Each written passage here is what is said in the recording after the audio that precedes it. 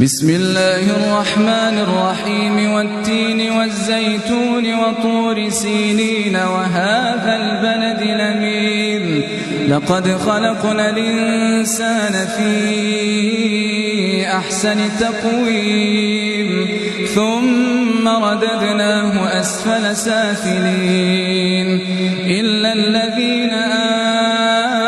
آمنوا وعملوا الصالحات فلهم